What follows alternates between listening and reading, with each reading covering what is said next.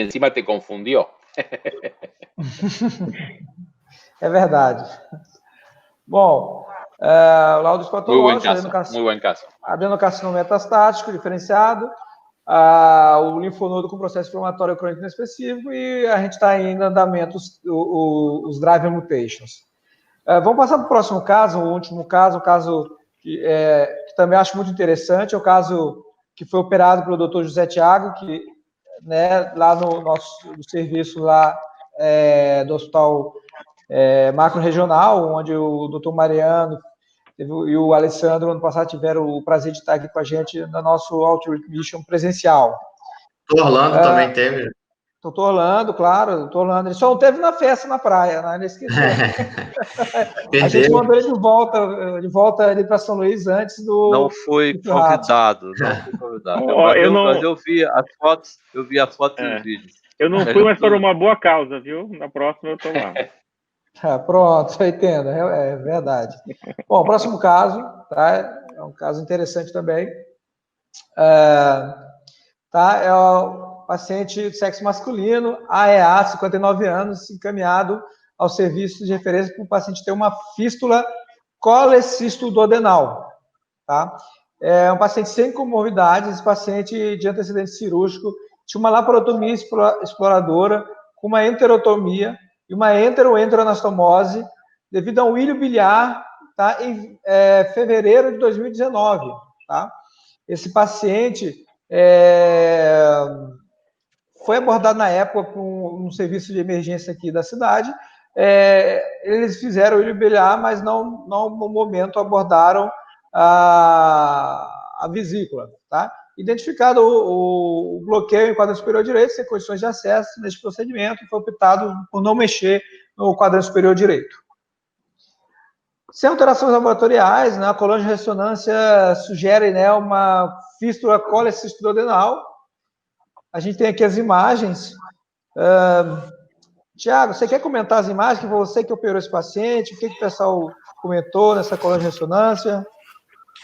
Jorge, nessa imagem da colângia aí, a gente consegue ver a viabilidade bem desenhada, e o que acontece é que a vesícula ela tinha um cálculo muito grande, ele era descrito no laudo como 3 centímetros, provavelmente era maior no intraoperatório, perto de 5 centímetros o cálculo. Então, se vocês olharem, logo abaixo nessa imagem aí de líquido, abaixo da via biliar, isso aí é o duodeno. Vocês vão ver o duodeno está colado numa estrutura circular, que na verdade é o cálculo dentro da vesícula.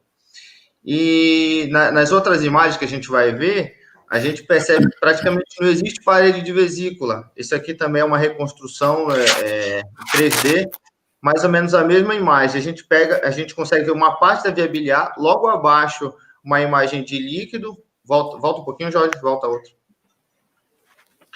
E vocês vão ver que a esquerda, ela finaliza como se tivesse uma amputação em uma estrutura circular também, que é a comunicação com a vesícula. Passa a próxima, Jorge, por favor. Aqui dá para ver agora com uma clareza maior que tem um cálculo bem grande dentro da vesícula e que existe aí, a gente não consegue ver com 100% de clareza uma comunicação, mas que é bem interessante essa imagem também de líquido aí do duodeno praticamente comunicando com a vesícula. São as imagens que a gente conseguiu retirar do arquivo, né? Então, mas ficou, pelo menos nas imagens, a gente olhando dinamicamente, muito clara a comunicação entre essa região do duodeno, a segunda porção, com a parede inferior e medial da vesícula. Passa próximo, Jorge, tem mais um. Isso aqui está muito claro. Essa aí dá para ver bem claramente. A gente vê uma imagem bem discreta abaixo da via biliar principal, que provavelmente é o ducto cístico, fininho lá em cima. Ele não foi cortado totalmente nessa imagem aí. E aqui embaixo a gente consegue ver claramente a comunicação. E aí, pessoal, agora a gente se depara com um caso que agora é eletivo, né? Mais um paciente com uma fístula colecistoduodenal, né? Com a vesícula, como o Thiago disse, aparentemente bem fininha, mas esse paciente, no momento, ele estava assintomático, né, Thiago? Não tinha grandes queixas. Ele era um paciente de um colega nosso, cirurgião da cidade, e aí ele mandou para a gente, porque seria o serviço de referência da região. Então, ele já sabia, porque o paciente foi operado e era um ilho biliar, então já sabia-se que tinha algo a ser resolvido. E na ressonância acabou ficando clara a fístula colecístico-duodenal. Então, por conta disso, ele foi enviado para ser resolvido. Mas o paciente não tinha dor, não tinha icterícia, não tinha colangite, não tinha nada além disso. O grande problema da até discussão, mas o que vai indicar? Porque existia essa questão da comunicação e da possibilidade, inclusive, dele fazer uma outra obstrução, né? Tinha um outro cálculo grande ali na vesícula. Então, eu vou começar fazendo uma pergunta para o professor Mariano com uma frase que ele me falou ano passado, aqui no Outreach Mission. É difícil melhorar um paciente assintomático. Nesse caso, a gente vai operar ou não vai operar, professor Mariano? Você acha que deve operar esse paciente? Sí, hay que operarlo. El tema es cuándo y cómo. ¿Cuánto tiempo pasó desde la operación del hilio biliar? ¿Cuánto tiempo después, Thiago? Un año. Un año. Bueno, ¿y qué edad tiene el paciente? Idade? 59. É jovem, 59. Sí. 59. Bueno, 59 es... Na primeira cirurgia 59 e nesse ano 60 anos. Desculpa, isso aí foi um equívoco, na verdade, a primeira cirurgia 59, mas 60 anos na cirurgia agora, na segunda cirurgia. Si tiene 59, 60 años es muy joven el paciente, empecemos por ahí. Segundo, es que sí, el tiempo para operarlo está, o sea que creo que hay que operarlo, aunque esté asintomático, hay que operarlo. Es mejor que esté asintomático para hacer esta operación. Y después, ¿cómo hacer esta cirugía?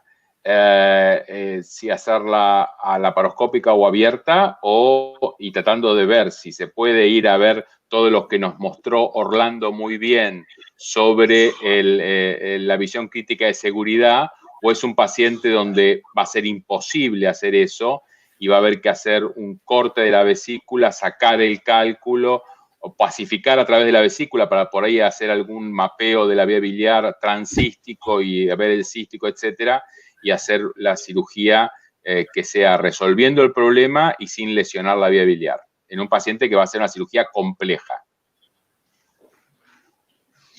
Alguém mais acha que dá palpite sobre qual cirurgia que deve ser feita aqui, alguma sugestão? Porque realmente foi uma coisa que na época a gente ficou todo mundo pensando assim, o que fazer nesse paciente, qual cirurgia proposta, né? Eu vou falar, mas eu não sou o mais experiente no assunto aqui, pelo contrário, sou o mais jovem da mesa, e sou cirurgião oncológico, né, então dei um desconto, mas acho que Aguinaldo, Orlando tem mais ampla experiência, mas eu acho que não tem muita dúvida que é cirúrgico, a colestectomia e avaliar essa fístula, tentar fazer uma rafia primária, vai depender um pouco dessa extensão da comunicação, difícil prever exatamente, mas e a questão de ser aberto o vídeo, eu começaria com certeza por vídeo, Sem dúvida. E a depender da condição local, da dificuldade que eu encontrasse, também não é o tipo de paciente que eu já deixaria bastante orientado da possibilidade de conversão, porque acho que não é. Lembrar também que na colestectomia é difícil conversão, não necessariamente é uma complicação, às vezes é justamente para evitar a complicação maior. Então, acho que isso também, os cirurgiões mais jovens ficam muito inseguros para converter. Eu acho que isso é uma mensagem que também é importante. Mas eu queria que o Orlando e o Aguinaldo fariam isso. Nós temos alguns casos de fístula colecístico duodenal operada, e a decisão normalmente é uma decisão intraoperatória. Algumas vezes a gente começa a fazer por vídeo, encontra uma fístula pequena e que dá para manipular, inclusive fazer rafia, deixar com sonda nasogástrica, passar uma sonda de nutrição, fazer rafia da lesão duodenal por videolaparoscopia, indo desta lesão mais simples até duodenopancreatectomia. Eu já fiz duodenopancreatectomia nesse paciente por fístula, porque era muito grande, não na primeira operação, mas nas operações subsequentes. A gente acabou tendo que fazer porque tinha uma lesão muito grande no duodeno depois de muita manipulação, fez fístula duodenal, e a gente não conseguiu resolver que não fosse tirando, fazendo uma cirurgia mais complexa. Mas eu acho que por ali talvez dê para a gente conseguir fazer, ressecar a borda de lesão e fazer a rafia primária. Mas o achado intraoperatório é muito importante. Jorge, acho que Aguinaldo vai falar, né? Não, eu ia falar exatamente, perguntar exatamente qual a expectativa com relação ao duodeno, porque a questão de começar por cirurgia laparoscópica, com relação à vesícula, não seria nenhum problema, porque uma vesícula difícil está implícito a possibilidade, às vezes, de converter, o cálculo é muito grande, o cálculo com a parede, como foi visto aí, praticamente inexistente, isso vai ser um desafio. Mas eu acredito que com um cálculo grande que foi biliar, você tem uma expectativa de uma fístula eventualmente grande. Então, a abordagem do duodeno que seria a minha preocupação. Eu não tenho uma experiência importante com fístula coletiva duodenal. Eu vou passar então, né? Na hora de cirurgia, né, a gente foi feito... Foi convencional, não foi isso, Thiago? Se não me engano, a gente optou de convencional porque a gente... Não. Na verdade, assim, eu vou interromper porque realmente foi um caso que eu lembro bastante. A gente tentou começar por vídeo, né? Na verdade, eu acho que as opiniões aí do doutor Orlando, do doutor Alessandro são importantes de tocar Vamos sempre tentar começar por vídeo. Realmente, isso aí é muito bom para a gente tenta fazer isso, mas o que o doutor Aguinaldo falou é uma coisa importante. Era um cálculo grande, provavelmente era uma fístula grande, e a gente ia ter dificuldade. Então, se a gente consegue olhar só para a vesícula, parece, vamos conseguir resolver, mas quando a gente olha o problema que a gente vai encontrar no duodeno, talvez aí já valesse a pena começar aberto. Por que eu estou falando isso? Porque provavelmente eu perdi algum tempo precioso dessa cirurgia que foi muito, muito, muito trabalhosa. E que, às vezes, avaliando o caso, a gente pode até tentar começar, mas, como disse o Alessandro, não hesitar em converter. E foi o que a gente fez. A gente tentou trabalhar em cima e viu que não era possível. Era melhor converter e aí a gente foi para a conversão da cirurgia. Pode continuar, Jorge.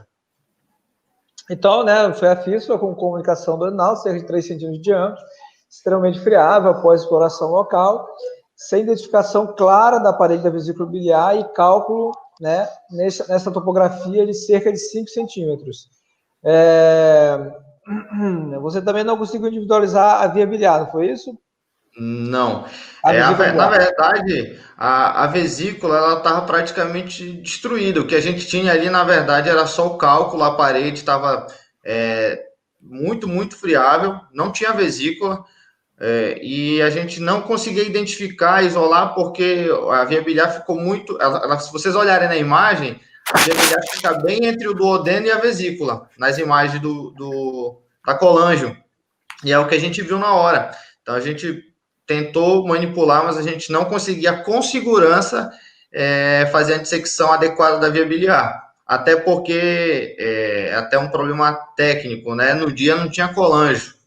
E isso é um problema que a gente tem lá, que às vezes a gente consegue fazer e não consegue. Então, realmente, para esse dia, não era o dia para fazer essa cirurgia, mas foi um problema técnico que, infelizmente, a gente não conseguiu reverter e precisava ser feito. Essa cirurgia já era umas 10 da noite já, acho que você até perdeu o jantar. Quase. Cheguei 10 horas da noite na casa do Jorge. A via biliar parecia fina na ressonância, não é isso? Sim. Não era isso? Sim. Então talvez seja realmente fora disso.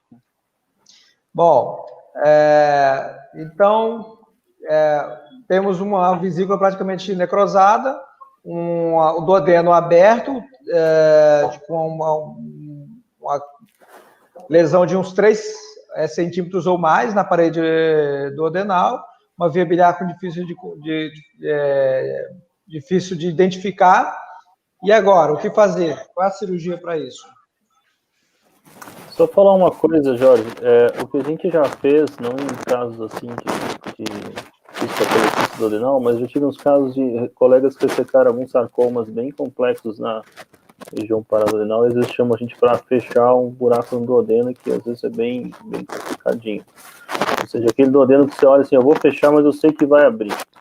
Né? E talvez seja um caso mais perto de vocês. Pode dar 5 planos, você sabe que vai abrir. Então, quando eu acho que é o caso, o que eu faço é hemigastrectomia exclui o estômago em Y de Roux. Eu não sou muito fã de exclusão do adenal, aquelas outras técnicas, então prefiro tirar toda essa pressão gástrica do trânsito e fazer um Y e deixar esse coto excluso. Claro que o problema maior nesse caso aí, acho que nem é só o risco da fístula do adenal, mas é o risco da lesão da via biliar, né? Que eu não entendi direito, mas na hora que abriu ainda continuava difícil de visualizar a via biliar ou não? Isso. Vocês conseguiram... Explica aí, Thiago. Desbloqueou quando mexeu, né? Isso, desbloqueou. Na verdade, a vesícula já estava necrótica, ele desbloqueou com a pedra lá dentro dessa loja, entendeu? E a parede do adenal aberta com um orifício mais ou menos uns 3 centímetros. Eu só vinha bile do duodeno. Estas cirugías tienen la característica que cuando uno las va a operar, puede a veces resolverlo mucho más fácil de lo que pensaba y con una plastia, etcétera, lo resuelve fácilmente, o en algunos casos tiene que terminar cirugías muy complejas. En este paciente lo que hay que tener bien claro, yo me perdí un poquito por un tema de idioma en la discusión, pero hay que tener en cuenta 2 temas. Uno es la vía biliar y la otra es el duodeno. En la vía biliar, si no la pueden, yo no me quedó claro si la habían identificado o no la pueden identificar. Si no la pueden identificar, tal vez si pueden terminar con una plastia, etcétera, y no tocarla, mejor. Pero en algunos casos uno tiene que terminar hasta en un hepático yeyuno anastomosis, porque realmente no se puede identificar o no se puede salvar. En cuanto al duodeno, el duodeno se puede cerrar y uno evalúa, después de cerrar, cómo queda. Si por más que tenga 3 centímetros de diámetro el agujero, si uno lo puede cerrar y lo cierra y queda bien, etcétera, uno podría no tomar demasiada conducta. Pero si no queda bien, si queda muy estenosado, si queda muy anfractuoso, etcétera, tal vez hasta llegar a hacer la biliodigestiva y en el peor de los casos, y cerrar cortar el duodeno píloro y terminar haciendo una gastroyeyuno es una opción. O sea que, ¿qué conducta uno va a tomar? Uno va a tomar conducta relacionado con el estado local referido a la vía biliar y referido al duodeno. Bom, então, para a gente acelerar, né, porque a gente já está com o tempo estourado, o Thiago optou, então, fazer uma derivação biliar, colocou um dreno de Kerr, né, dentro da via biliar, né, para tentar desviar o... Deixa eu fazer um parêntese aqui. Anteriormente ficou claro que a gente não conseguiu individualizar a via biliar. Eu preciso dar esse detalhe até para que todo mundo entenda. E o que o doutor Mariano falou, uma coisa que é a realidade. Se a gente não sabe onde está mexendo adequadamente na via biliar, às vezes é melhor não mexer, senão você vai promover um problema maior, provavelmente. O que aconteceu é que, durante a manipulação, a gente percebeu que tinha um ponto com saída de bile, e foi exatamente nesse local que a gente conseguiu fazer um isolamento e colocar um dreno de Kerr. Então, foi para que vocês possam entender o que aconteceu. Então, e aí, nesse local, ele colocou um dreno de Kerr, fez uma duodeno Raffin plano único, fez uma exclusão pilórica, né, definitiva, né, com fio não absorvível, e fez uma gastroenteroanastomose BIL-2 e drenagem ampla da cavidade. Tá? O paciente evoluiu relativamente bem, né, dieta no segundo pós-operatório, dreno de Kerr funcionante, dreno de cavidade sem débito relevante, colangiografia no dreno 7 pós-operatório. Essa é a colangiografia que no início ele ficou preocupado de ter ou não 2 cálculos, né, ali no colético distal, tá? A gente ficou bastante preocupado com isso. Alguma conduta especial com esses possíveis 2 cálculos? No, yo no tendría ninguna... Primero, chequear bien, porque la verdad que no lo vi bien, si el Kerr estaba bien adentro de la vía biliar. Si el Kerr está dentro de la vía biliar, no tomar ninguna conducta con esos cálculos, y cuando pase un tiempo para tener un buen trayecto fistuloso, por el trayecto se puede colocar una dormia o las viejas pinzas si llegan a tenerlas de Mazarielo o algo y hacer la extracción transfistular a través del trayecto, porque recuerden que el paciente tiene cerrado el píloro, si bien no tiene una IDRU, tiene una Billroth 2, hacerle un tratamiento endoscópico de los cálculos no va a ser sencillo. Por lo tanto, habría que sí sacarle los cálculos a través del trayecto fistuloso, generalmente al mes de la operação. Bom, acho que eu vou dar uma acelerada para a gente chegar aí no nosso tempo. O paciente mantinha-se assintomático, né? Do ponto de vista abdominal, leucocitose, TC de abdômen sem coleções, nova coloniografia dentro de 21 dias e, milagrosamente, aparentemente, os cálculos ou migraram ou então era um artefato da coloniografia passada, entendeu? E o paciente acabou evoluindo bem com alta, né? Aproximadamente com 22 dias após 21 dias da cirurgia. A gente interpretou como artefato na sequência, porque a primeira colangio dele não tinha cálculo, e a história são de cálculos grandes, né? Então, provavelmente não eram cálculos pequenos. E aí, quando a gente optou por fazer exatamente o que o doutor Mariano falou, a gente observou, repetiu a colangio, não tinha nada, tirou o dreno e o paciente evoluiu bem. Bien, por eso, lo que hay que hacer es claramente saber que no hay que sacar el KER hasta tal seguro que uno resolvió o se resolvió solo el tema de los cálculos, porque si no, sí se complica, porque el tratamiento endoscópico, el clásico, bueno, hacemos después una papilotomía endoscópica, en este paciente podría ser una complicación. Entonces, sí hay que resolverlo antes de sacar el KER, que bueno, se resolvió solo, muy bien. Muito bem. Então tá, Joel. Gente, mais uma vez, obrigado. Né? Encerramos a parte de caso clínico e podemos dar prosseguimento para a gente tentar terminar a sua programação.